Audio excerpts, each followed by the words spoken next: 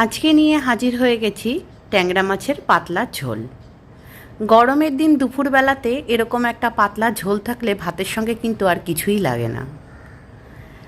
এই ট্যাংরা মাছটা আমি বেগুন দিয়ে আলু দিয়ে ঝোল করেছি। কিভাবে রান্নাটা করলাম সেটাই আপনাদের সঙ্গে আজকে শেয়ার করব। চলুন তাহলে দেখে নেওয়া যাক।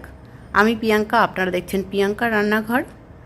এই ট্যাংরা মাছের ঝোলটা বানানোর জন্য ট্যাংরা মাছটাকে আমি নুন হলুদ লাগিয়ে রেখে দিয়েছি। কড়াইতে তেল দিয়ে দিয়েছি, তেলটা গরম হয়ে গেছে। এবার মাছগুলোকে দিয়ে দেব।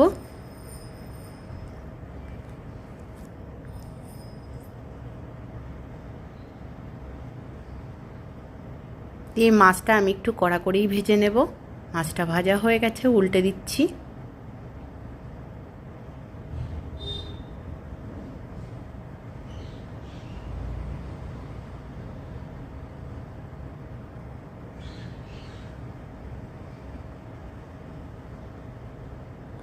ওই সাইডটাও আমি এরকমভাবেই ভেজে নেব।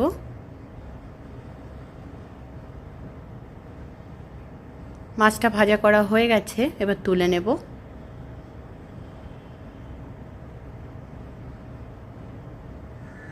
এবার ওই তেলের মধ্যে আমি কালো জিরে ফোড়ন দিয়ে দেব।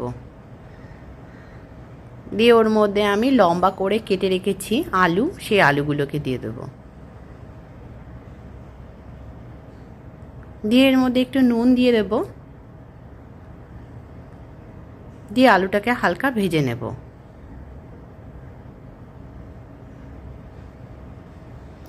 আলুটা একটু ভেজে নিয়েছি, এবার বেগুনটাকে দিয়ে দিলাম। বেগুনটা দিয়ে এবার একটু হলুদ দিয়ে দেব।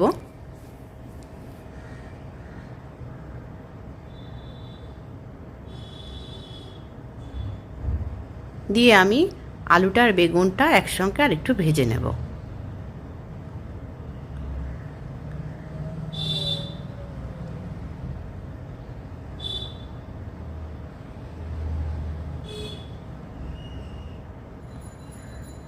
আলু আর বেগুনটা আমি ভালো করে ভেজে নিয়েছি। এবার ওর মধ্যে দিয়ে দিলাম একটু আদা বাটা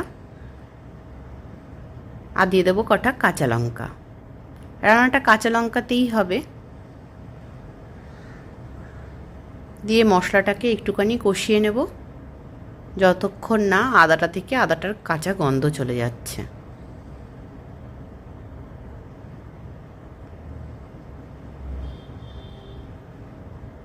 দিয়ে দিলাম একটু জিরে গুঁড়ো আর দিয়ে দেবো স্বাদ মতো নুন। দিয়ে আবারও মশলাটাকে একটু ভাজা ভাজা করে নেব। 2 মিনিট কষিয়ে নিলেই হবে, খুব বেশি কষানোর দরকার নেই।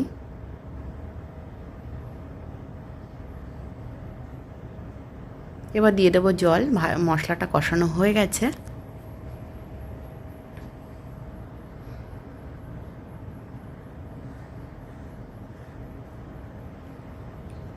দিয়ে এবার একটা ঢাকনা চাপা দিয়ে দেব ঝোলটাকে ফোটার জন্য। ঝোলটা ফুটে গেছে, এবার মাছগুলোকে দিয়ে দেব।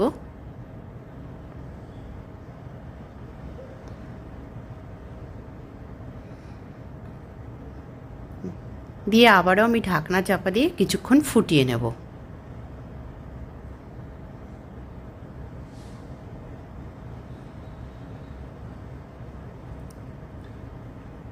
ঝোলটা কিন্তু ফুটিয়ে নিয়েছি, অনেকটা কমেও গেছে।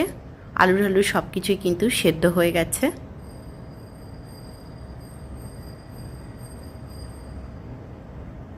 আর কিন্তু কিছু দেওয়ার নেই, এরকমই পাতলা ঝোল হবে। খেতে কিন্তু খুব ভালো টেস্ট হবে। বাড়িতে অবশ্যই একবার ট্রাই করুন। রেসিপিটা ভালো লাগলে চ্যানেলটিকে সাবস্ক্রাইব করার অনুরোধ রইল। আজ এই পর্যন্তই, দেখা হবে অন্য কোনো ভিডিওর সঙ্গে। ততক্ষণ ভালো থাকবেন, সুস্থ থাকবেন।